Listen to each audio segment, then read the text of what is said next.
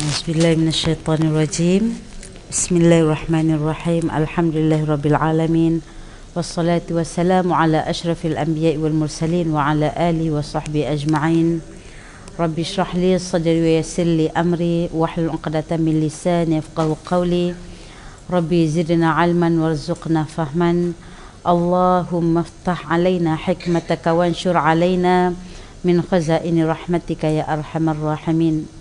Allahumma inna na'udzubika min 'ilmin la yanfa' wa min qalbin la yakhsha' wa min nafsin la tashba' wa min 'amalin la yurfa' wa min da'watin la yustajabu laha.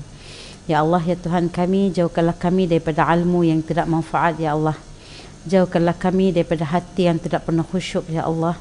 Jauhkanlah kami daripada nafsu yang tidak pernah kenyang, ya Allah. Jauhkanlah kami daripada amalan yang tidak diterimamu, ya Allah. Wa sallallahu ala sayyidina Muhammad wa ala alihi wa sahbihi wa sallam walhamdulillahi rabbil alamin, amma ba'du.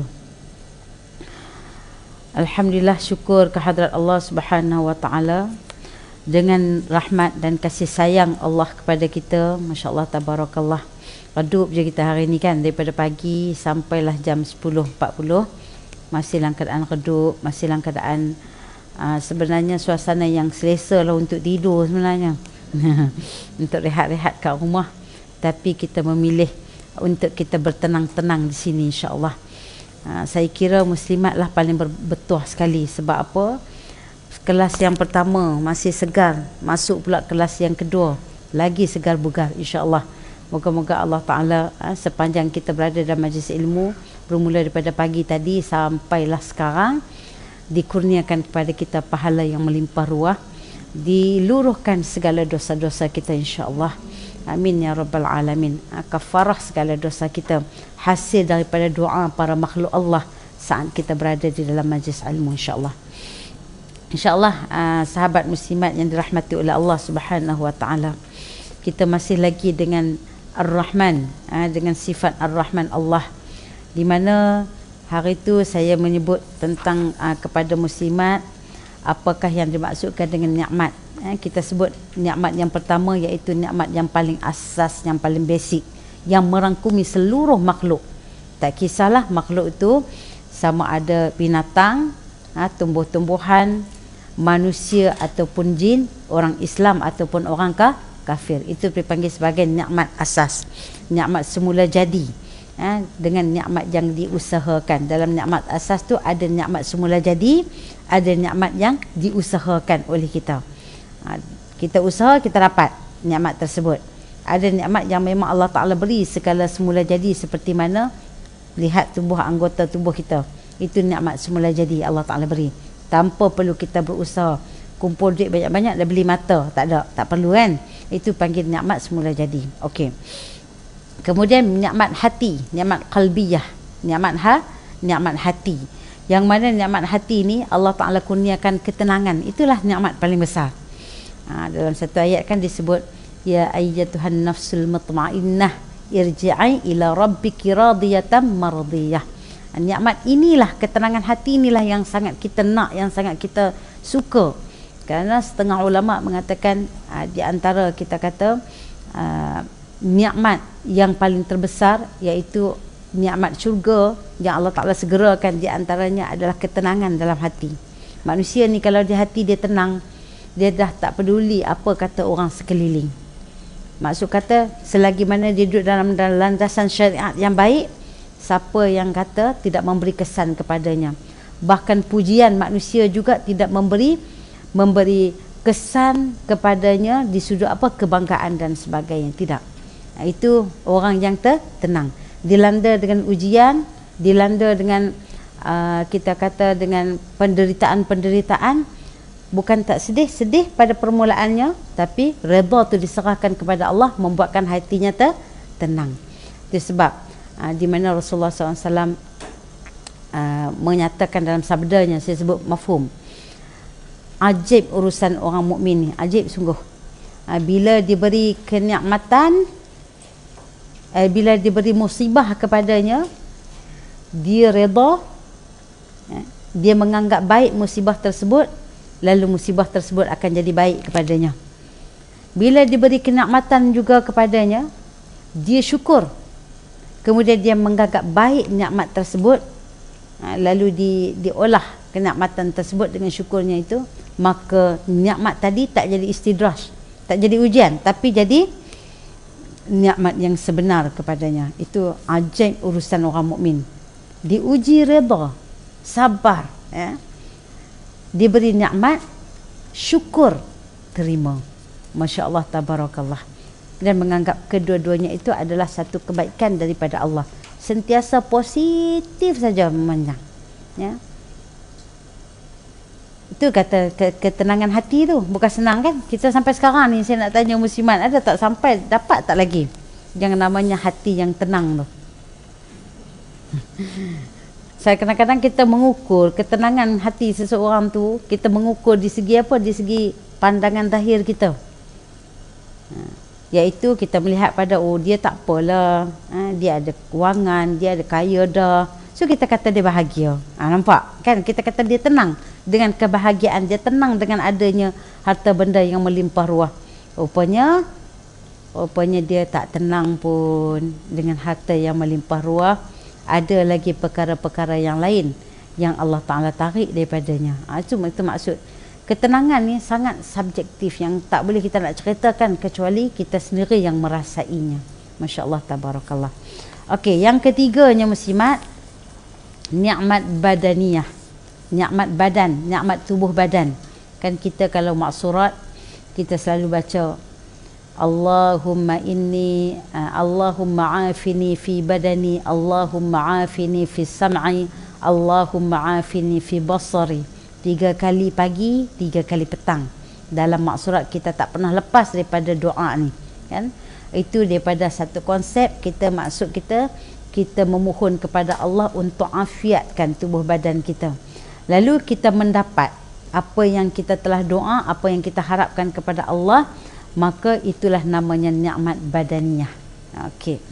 Nikmat badaniyah yang boleh kita faham secara ringkasnya, iaitu kesihatan yang Allah Ta'ala kurniakan kepada setiap hambanya. Cuba kita tengok satu firman Allah Subhanahu Wa Ta'ala dalam surah Ar-Rum ayat 54. Kalau muslimat boleh tengok lah, dalam handphone masing-masing, sudah tentu kita ada aplikasi Al-Quran. Surah Ar-Rum ayat 54, sama-sama kita boleh cek. A'udzu billahi minasyaitonir rajim. Allahul ladzi khalaqakum min dha'fin thumma ja'ala min ba'di dha'fin. Ada dua boleh kita baca ni. Quwwatan min ba'di dha'fin quwwah. Thumma ja'ala min ba'di quwwatin dha'fa wa syaibatan yakhluqu ma yasha'u wa huwal alimul qadir. Kalau kita baca dha'fin, ada dua pandangan. Boleh baca secara dha'fin, maka yang lepas tu pun kena baca dha'fin. Kalau kita baca dha'fin, maka yang selepas tu pun kena baca dha'fin. Ada dua boleh baca cara nak baca dia. Maksudnya Allah, dialah yang menciptakan kamu dalam keadaan lemah. Asal kita ni tidak ada daya dan upaya, daripada lemah, daripada dalam rahim lagi, betul tak? Disebut sebagai alaq. Alaq tu seperti mana segumpal darah yang dilekatkan di dinding rahim, yang sifat dia tergantung.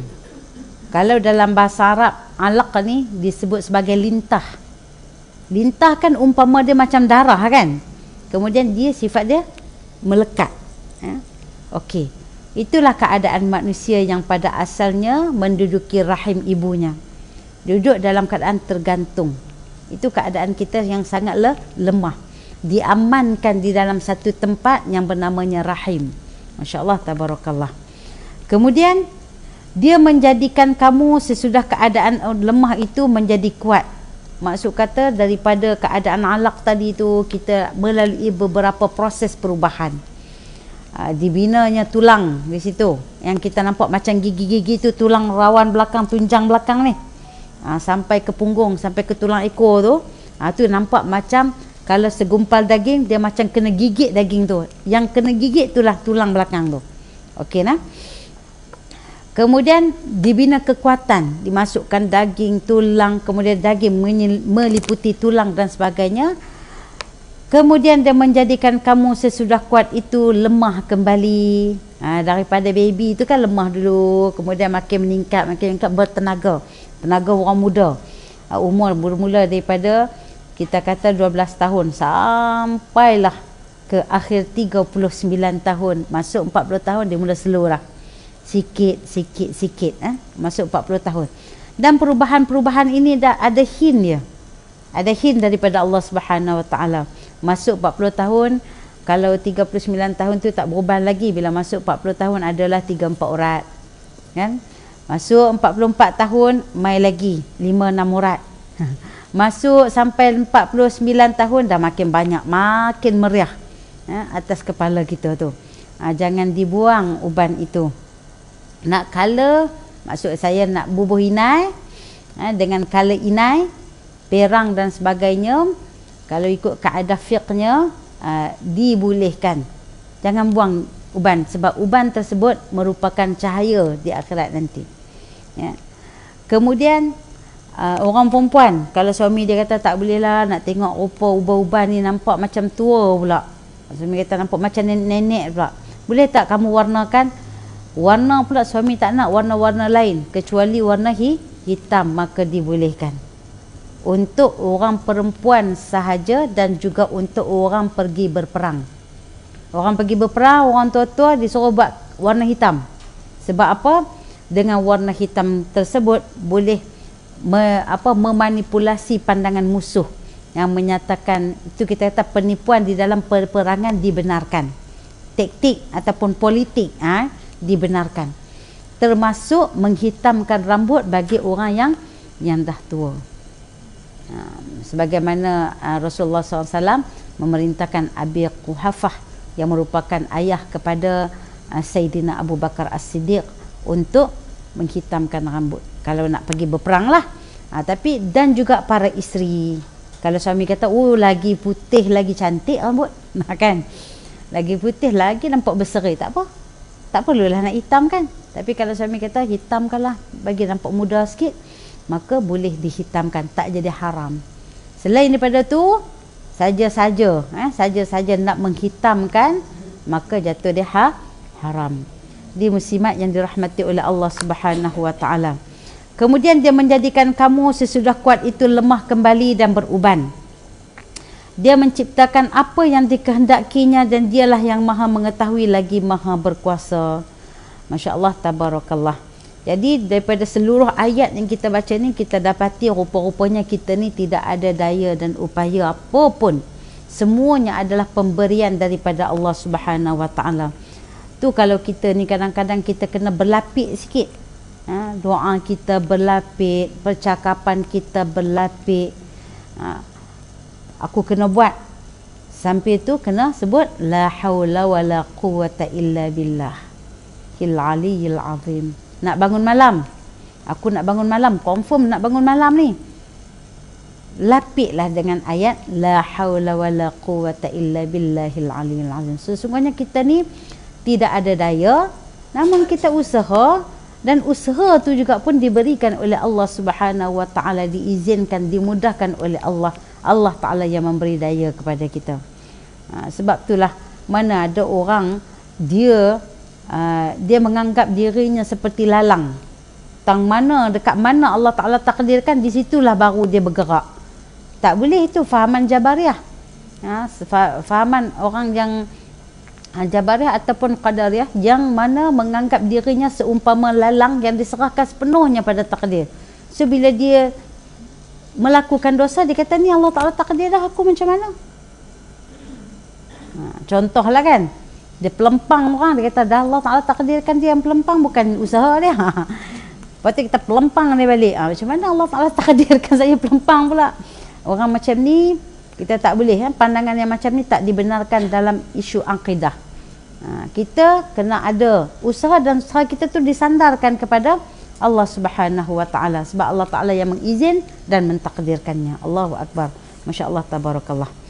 Kemudian yang nikmat yang keempat iaitu nikmat aqliyah, nikmat akal. Nikmat aqliyah ni iaitu nikmat akal yang mana pada hari ini kita menuntut ilmu. Kita sebagai penuntut ilmu atau kita menuntut ilmu dan dapat memahami apa sahaja yang dipelajari, sama ada secara tidak langsung ataupun secara langsung, ataupun ia merupakan satu nikmat yang dipanggil nikmat aqliyah.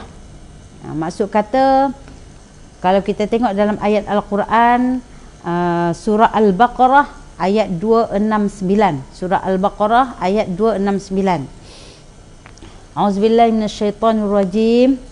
Yu'til hikmata man yasha'u wa man yu'tal hikmah faqad utiya khairan katsira wa ma yadhakkaru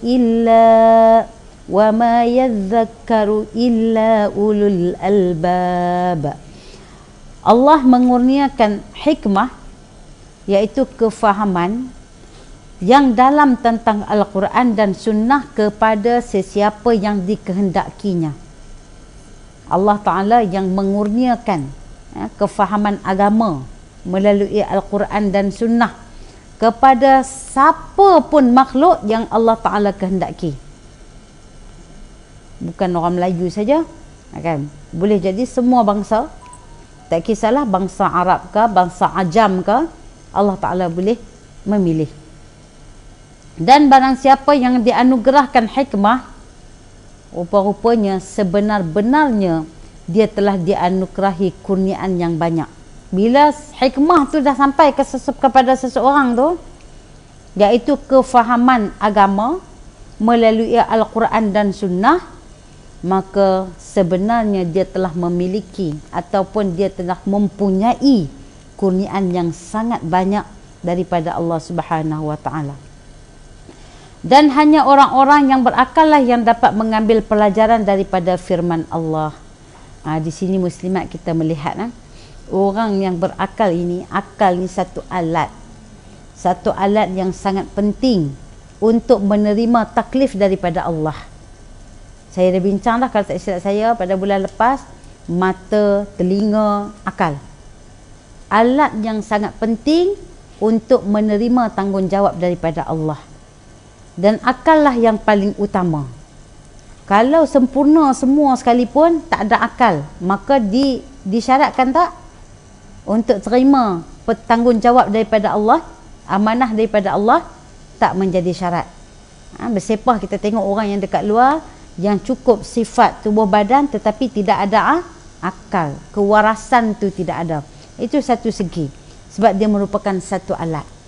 Namun yang kita syukur hari ini adalah Allah Ta'ala memberi hikmah kepada kita melalui ilmu dan kefahaman, iaitu melalui panduannya adalah Al-Quran dan Sunnah, yang menyebabkan akal kita ini terselamat daripada kehancuran yang namanya jahiliah.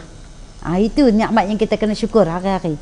Ya Allah, Alhamdulillah, Ya Allah, Kau faqihkan aku dengan agamamu, Ya Allah. Kita minta Allah mafaqihna fiddin wa 'allimna ta'wil. Itu kita nak. Berapa ramai di luar sana orang yang ada akal tetapi tak mau melihat, tak menerima hidayah seruan daripada Allah. Seruan daripada Allah ni menyeluruh, muslimat, menyeluruh. Ada tak orang tak sampai seru dekat dia dengan suasana hari ni? Mungkin ada, tapi peratusannya rendah. Tambah zaman-zaman sekarang ni, zaman apa? Zaman teknologi.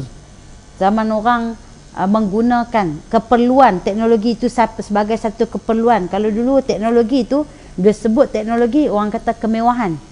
Tak apalah, dia mampu, dia boleh lah pakai handphone. Kita sekarang ni tak ada lah.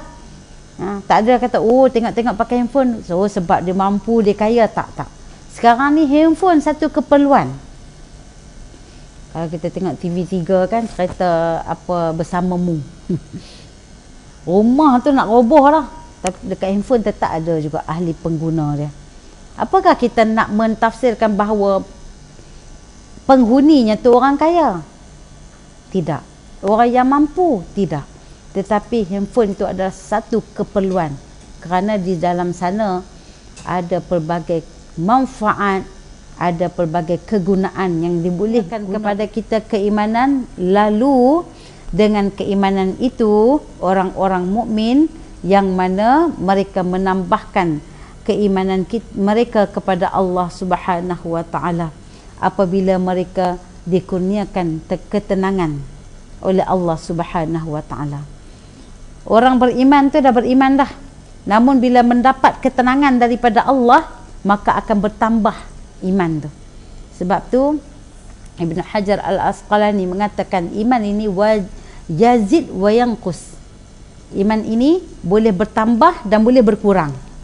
Ada saat ketika dia bertambah, apatah lagi salah satu dia duduk dalam satu situasi, Allah Ta'ala tambah ketenangan, Allah Ta'ala hantar, hadiahkan, kurniakan kepadanya ketenangan. Pada saat itu imannya mencanak naik, bertambah keimanannya. Ada satu situasi yang lain, kadang-kadang asbab sesuatu peristiwa imannya tadi tak kuat. Sebab apa? Belum dihadiahkan ketenangan dalam dirinya. Kadang-kadang naik, kadang-kadang turun. Untuk mengekalkan keimanan kita supaya lebih ke arah naik berbanding turun, maka kita pilihlah suasana yang baik, berkawanlah dengan orang-orang yang baik, di samping tidak memutuskan persahabatan dengan sahabat-sahabat kita yang lama dulu, cuma tidak sangat mencampuri urusan mereka, bersama-sama dengan mereka, mengikuti aktiviti mereka yang boleh membuatkan kita lupa pada akhirat. Tapi mendoakan tetap, mendoakan kena, bertanya khabar kena, jangan sampai kita memutuskan ukhuwah ataupun disebut silaturrahim, ikatan kasih sayang, jangan. Moga-moga dengan kebaikan kita itu, dengan akhlak kita yang kita tunjukkan kepada mereka, akhirnya mereka sama-sama turut mengikuti kita. Itulah bonusnya. Allah Ta'ala akan gandakan pahala. Sebab apa? Dia tak cakap lah, sahabat kita tak cakap dia ikut kita sebab apa, dia nak join dengan kita sebab apa. Tapi dalam detik hati dia, mungkin dia melihat sahabat aku ini, walaupun dia telah berhijrah, walaupun dia telah pun kita kata tak lagi join dengan grup, tapi dia sentiasa tanya khabar sahabat-sahabat yang lamanya. Allahu Akbar. Cuma untuk jaga hati kita ni, jangan kita join aktiviti-aktiviti yang tidak memberi manfaat kepada kita. Aktiviti yang tidak memberi manfaat tu bukan aktiviti yang bersifat harus hukumnya, tetapi aktiviti yang bersifat haram, ya, bersifat haram. Okey. Kemudian orang yang mempunyai nikmat iman ini, hatinya menjadi tenang. Hati dia tenang. Bila hati tenang ni, akan tergambar pada wajahnya. Hati tenang, wajahnya akan ceria. Ada tak orang hati tenang, muka dia cemberut? Hati dia, tapi hati dia tenang. Matanya macam mana? Kau pahal kan? Ada sekatanya kan? Sebab orang boleh meneka ketenangan hati seseorang itu melalui raut wajah. Raut wajah ni tak dapat nak menipu muslimat. Tak dapat nak menipu. Orang boleh tengok muka kita, muka marah ke, muka tak suka ke, muka excited ke, semua boleh tengok. Tambah kalau orang tu adalah peguam. Peguam, dia ada satu ilmu. Kalau kita kata ilmu mantiq. Boleh melihat reaksi dia punya klien dia, ataupun dia punya lawan dia, orang yang didakwa dan sebagainya. Daripada situ dia boleh menebak soalan demi soalan untuk memerangkap seseorang. Dia boleh tahu kawan ni tipu ke tak ni. Bila bercakap dia tipu ke tak, muka gelisah, semua dia belajar dalam bab-bab yang macam tu. Sebab apa? Penipuan ini tak pernah serasi dengan tubuh badan kita. Orang yang berbohong, tubuh badan dia tak ikut sekali untuk berbohong. Itu sebab tu orang yang berbohong, bila dia bercakap, mata dia tak boleh nak tentang, kan? Kadang-kadang peluh keluar tengah berbohong tu, digaru-garunya hidung, kan? Kemudian tangan dia tak semena-mena gosok paha, nak suruh tubuh badan ni bagi kerjasama dengan apa yang dicakap tu, tak boleh. Sebab tubuh badan ini milik Allah. Milik Allah. Jadi dia tidak akan bekerjasama dengan yang namanya mulut tadi ni. Itu sebab di hari akhirat nanti dalam surah Yasin disebut al-yauma nakhtimu ala afwahihim wa tukallimuna aydihim, kan? Hari itu, hari kiamat tu, Allah Ta'ala akan kunci semua mulut-mulut makhluk dia yang namanya manusia dan jin. Setelah mana Allah Ta'ala bagi can dulu untuk beralasan.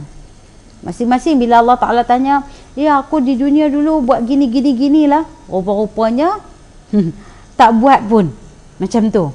Allah Ta'ala bagi dulu dia jawab, nak tengok dia nipu dia tu sampai macam mana. Bila dah tak boleh pakai, Allah Ta'ala tutup semua, kunci semua mulut. Kemudian Allah Ta'ala biarkan kaki tangan yang menjadi pendakwanya. Di situlah kita kata kejujuran yang ada pada tubuh badan kita sesekali tidak akan berkompromi dengan apa yang kita cakapkan, kecuali yang benar yang keluar daripada mulut kita. Kalau mulut kita cakap benar, maka tubuh badan ikut menjadi benar. Tapi kalau yang keluar ini menipu, maka tubuh badanlah yang akan memberi reaksi seawal di dunia lagi. Bukan nak tunggu di akhirat. Bukti di akhirat tu dah ada. Seawal di dunia dapat didetek oleh orang-orang yang berlawan cakap dengannya. Allahu Akbar, Masya Allah, Tabarakallah. Itu sebab bila Allah Ta'ala bagi hati tenang, kita pun gembira, muka tu ceria je. Orang tengok muka kita pun dengan kegembiraan yang ada pada muka kita pun, disebabkan ketenangan yang ada dalam hati kita ni, orang turut bahagia. Tu yang seronok. Ya Allah, pernah tak kita dengar orang kata, ya Allah seronoknya tengok muka Kak Kiah tu. Tengok muka dia pun jadilah. Tak cakap pun tak apa, tengok muka kita rasa tenang je. Kita rasa suka je tengok muka dia. Rasa masalah kita pun yang ada masalah berat ni tiba-tiba jadi tenang dia nampak muka dia. Sebab apa? Orang yang tenang ini Allah Ta'ala hadiahkan satu syifa di muka dia.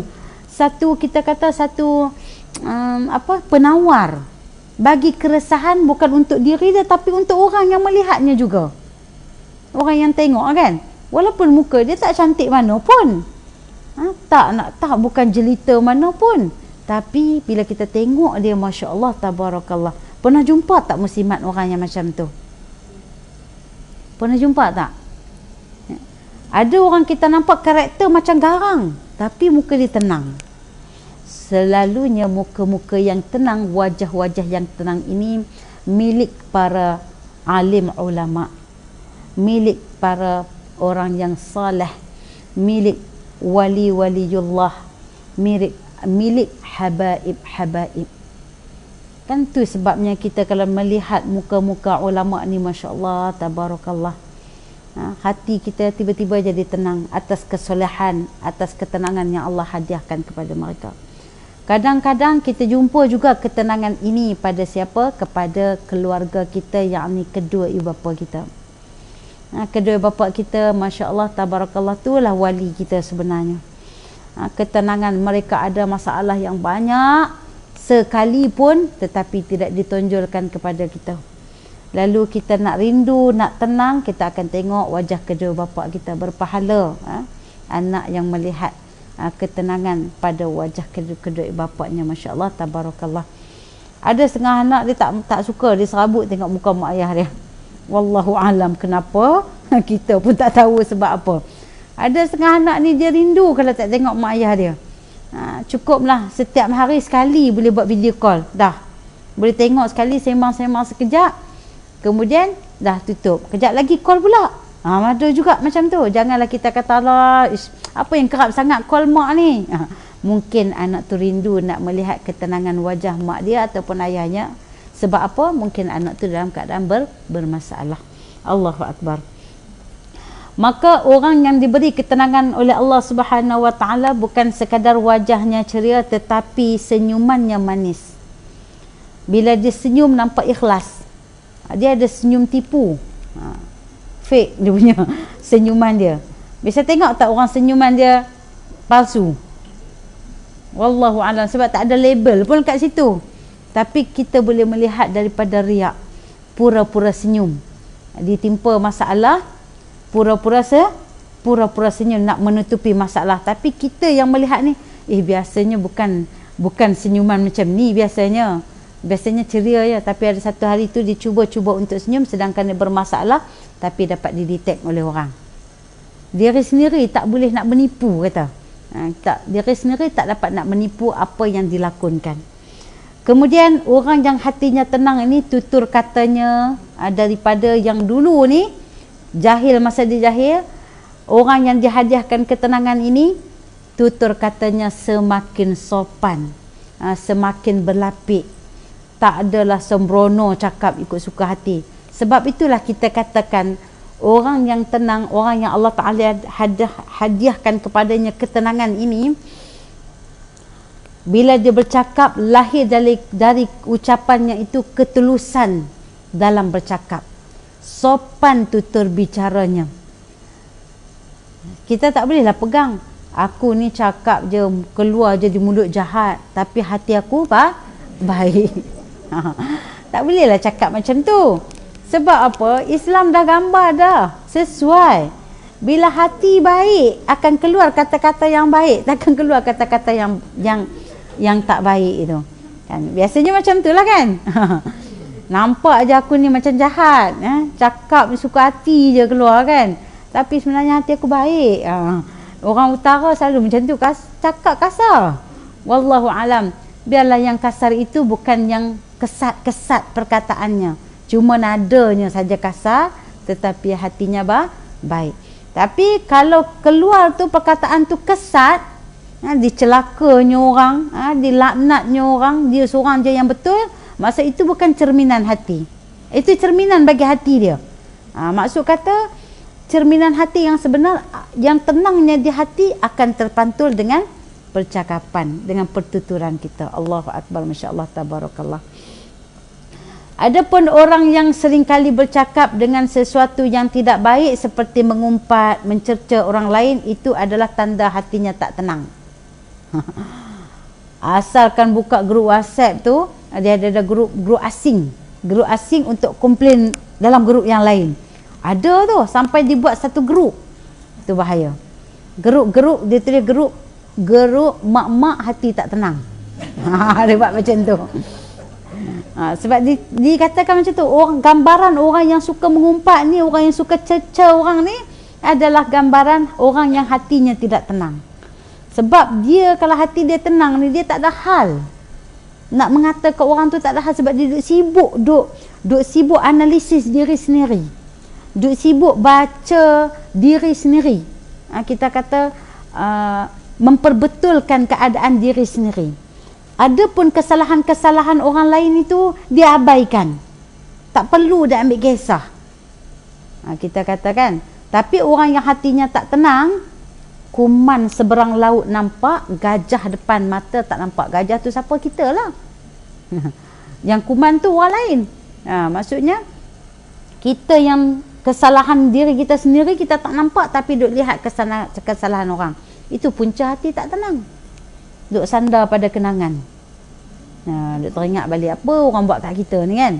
Ingat balik zaman-zaman dulu tu, zaman 70-an tu, ada kesalahan kawan kita zaman 70-an, masa zaman study dulu ni, tak boleh lupa sampai sekarang. Masih duk ingat lagi. Kadang-kadang dia lintas, luka lama berdarah kembali. Macam mana nak tenang? Macam mana hati kita tu nak subur kalau kata kita duk bawa kenangan lama tu. Bayangkan dah 18 tahun berlalu, kita bawa kenangan tu sampai hari ni, kita tak akan bahagia. Namun bila kita nak tenang hati, kita kena redha dengan takdir Allah. Sebab apa Allah Ta'ala bagi kita lalui peristiwa yang sangat menyayat hati itu? Sebab adalah pengajaran untuk kita. Ini berah bagi kita memilih sahabat tu biar berpada-pada. Lebih macam itulah kita katakan. Jangan jadikan kesalahan lalu punca kita tak tenang sampai hari ini. Allahu Akbar. Rugi kita. Orang lain bahagia lama lah. Kita masih takat tu duk bawa penyakit hati tu, kan? Itu keadaan yang perlu kita kata berdamailah dengan takdir. Nak lupa macam mana Ustazah, sebab dialah saya tak kahwin sampai sekarang. Lebih kurang macam itulah kan. Tiba-tiba satu hari dia datang rumah saya, bawa anak-anak dia, lepas tu suami dia yang dulu bekas tunang saya. Kan? bekas tunang saya pula kemudian datang semata-mata nak minta maaf.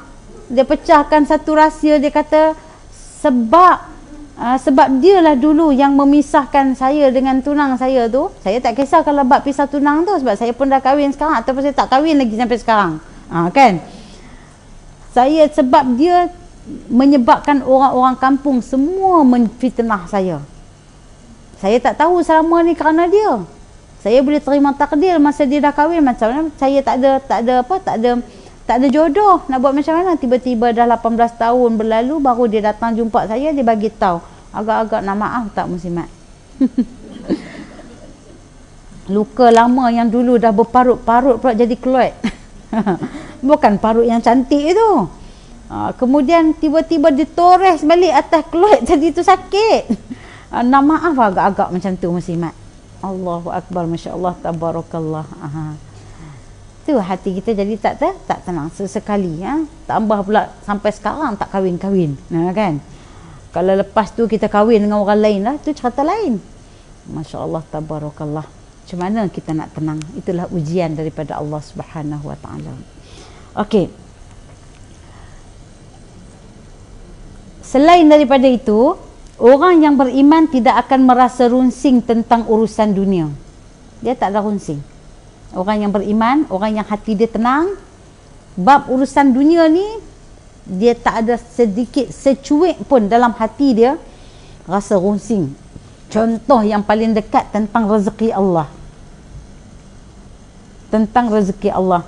Tapi janganlah sampai timbul pula pegangan, perkataan Allah tak payahlah buat kerja dahsyat-dahsyat sangat, ulat dalam batu pun dapat rezeki. Kan? Janganlah timbul macam tu. Maksudnya dalam urusan rezeki ni kita berusaha. Dalam usaha tu ada tawakal. Semuanya usaha dan tawakal kita tu semua yang diserahkan pada Allah. Seperti mana kalau kita sebut dalam mafhum hadis, Rasulullah sallallahu alaihi wasallam mengajar kita untuk bila sebut tawakal ini, maksud kata tawakal ini seperti mana burung. Keluar pagi cari rezeki, lalu Allah Ta'ala memberi rezeki kepadanya.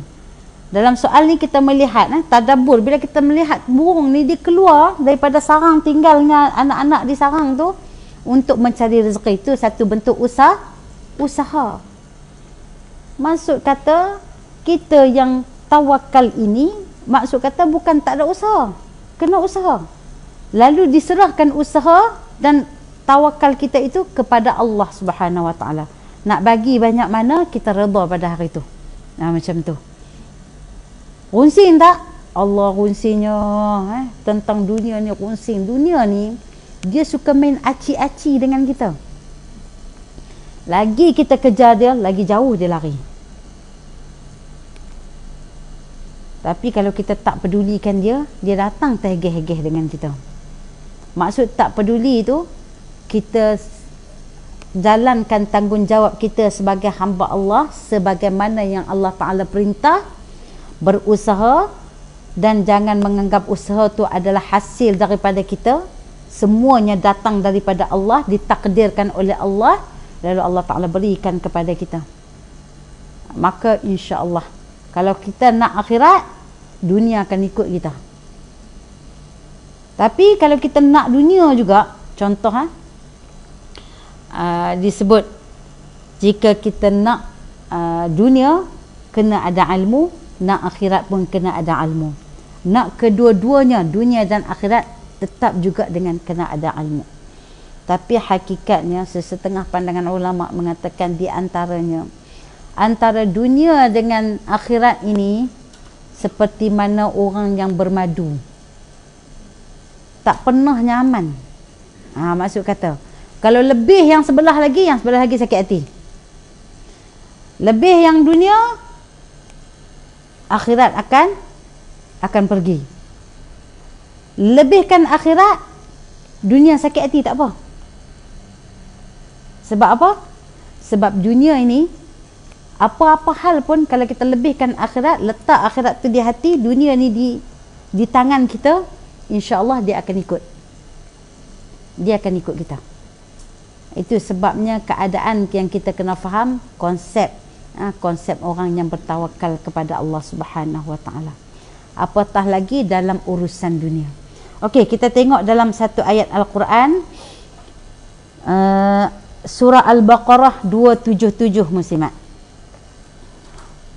A'udzubillahi minasyaitonirrajim. Wala khaufun 'alaihim wala hum yahzanun. Tidak ada ketakutan terhadap mereka dan tidak ada pula mereka bersedih hati dan runsing. Maksud kata, sesungguhnya Allah Subhanahu Wa Taala mendengar doa kita pada hari ini. Ialah Tuhan yang sama yang mendengar doa para nabi terdahulu, seperti mana Nabi Ibrahim yang berdoa tatkala baginda dicampakkan ke dalam api. Maka angkatlah tangan kita untuk sentiasa berdoa kepada Allah, memohon kepada Allah Subhanahu Wa Taala. Tuhan yang sama yang mendengar doa Nabi Ibrahim, dan Tuhan yang sama juga yang mendengar doa kita. Nabi Ibrahim ketika mana dicampakkan ke dalam api, apa doa Nabi Ibrahim? Kuni bardan wa salama. Jadikanlah tempat ini sejuk dan aman. Api itu api yang menjulang. Dia punya kawah yang besar. Sehingga kan Nabi Ibrahim, ada ulama kata dibuat satu titi untuk meniti masuk, dan ada ulama kata menggunakan macam kita kata lastik tu untuk masuk ke dalam kawah tersebut. Namun setelah mana api itu terpadam, dilihat Nabi Ibrahim pun keluar seperti biasa turun. Kita nampak pada hukum adatnya macam mustahil, betul tak? Sebab adat ni bila ada api adanya panas. Tapi pulang kepada Allah, kembali kepada Allah dengan izin Allah. Wa ma hum bidarrina bihi min ahadin illa biiznillah. Tidak ada apa-apa yang dapat memudaratkan mereka kecuali dengan izin Allah. Masya-Allah, tabarakallah. Maksud bila kembali kepada kita, maka kita ni kita kena yakin Tuhan yang sama juga yang mendengar doa Nabi Ibrahim, dan Tuhan yang sama juga mendengar doa kita. Lalu tidak ada apa-apa yang mustahil di sisi Allah Subhanahu Wa Taala. Berdoalah. Namun bila kita berdoa, janganlah jadi seorang yang berdoa dengan memerintah. Jadilah hamba yang meminta. Ada orang dia doa, ya Allah aku nak gini. Kau buatlah ya Allah. Kau bagilah ya Allah. Kita perintah pula. Jangan seolah-olah kita memerintah, namun jadilah hamba yang meminta. Ya Allah, aku ni banyak dosa ya Allah. Sebut sempena nama-nama Allah yang kita meminta. Contoh, ya Fattah, ya Razzaq, ya Alim, ya Muhawwil al-ahwal, hawwil halana ila ahsanil hal, hasbunallah wa ni'mal wakil, ni'mal maula wa ni'man nasir. Allah Ta'ala suka bila kita minta sempena apa doa yang kita nak tu, serulah nama-nama Allah. Ya Fattah, wahai yang membuka. Ya Razzaq, wahai yang memberi rezeki. Ya Alim, wahai yang berilmu, yang maha berilmu. Maka kita minta. Ya Muhawwil al-ahwal, wahai yang boleh mengubah keadaan demi keadaan. Hawwil halana ila ahsanil hal. Ya Allah, ubahlah keadaanku daripada hal sekarang kepada keadaan yang lebih baik daripada hari ini. Hawwil halana ila ahsanil hal. Barulah kita teruskan dengan hasbunallah wa ni'mal wakil, wa ni'mal maula wa ni'man nasir. Lepas baca mak surat, kalau muslimat rajin, ini bukan warid daripada hadis, tapi ini adalah usaha para alim ulama. Lepas sembahyang subuh, habis mak surat, duduk menghadap kiblat, duduk dalam keadaan duduk tawarruk ataupun duduk dalam keadaan iftirash, tahiyat awal ataupun tahiyat akhir. Sebab duduk, kedua-dua duduk itu adalah duduk ibadah. Rasulullah pernah duduk bersila, tapi duduk sila tu bukan satu ibadah. Duduk yang dinamakan ibadah, duduk tahiyat awal ataupun duduk tahiyat akhir. Saya pernah melihat ulama kita hari ini, Saya tak pernah tengok dia duduk dalam keadaan bersila, kecuali dia hanya duduk dalam keadaan tawarruk ataupun iftirashi. Bila dia lenguh sikit, dia akan duduk secara iftirashi. Bila duduk secara iftirashi agak lama, kebas kaki, dia duduk juga dalam keadaan tawarruk. Itu perubahan saja. Ya. Sebab nak dianggap duduk pun nak dinamakan sebagai ibadah. Siapakah ulama tu? Iaitu Al-Fadil Syekh Muhammad Nuruddin Al-Banjari. Cuba perhati tengok. Yang kedua, yang kebaikan yang kita boleh lihat padanya, tidak pernah dilihat walaupun menguap walaupun sekali. Selama mana dia menyampaikan majlis ilmu, mereka ni majlis ilmu jadual padat, daripada pagi sampai malam. Bila habis tu terus tidur, tak adalah cakap-cakap banyak, cakap-cakap kosong, tak ada, terus tidur. Jadi letih tak kalau mengajar pada pagi? Saya kalau orang bagi tak lebih daripada 3. Lebih daripada 3 memang saya tumbang lah. Itu bukan kita punya semangat kita. Tu orang berdakwah hebatnya mereka, masya-Allah, tabarakallah. Saya tanya isteri beliau, pernah tak tengok Syekh mengantuk? Tidak pernah sekali dia melihat Syekh dalam keadaan menguap, kecuali bila mengantuk terus tidur. Tak pernah. Kita ni tak usah cerita lah kalau buat menguap ni kan. Allahu Akbar, masya-Allah. Cerita kalau tengah-tengah tengok movie tu okey lagi. Tapi duduk dalam majlis ilmu ni, untung-untung pakai emas semua. Kalau tidak, wallahu alam okay. Jadi itulah keadaannya, masya-Allah, tabarakallah. Okey. Kemudian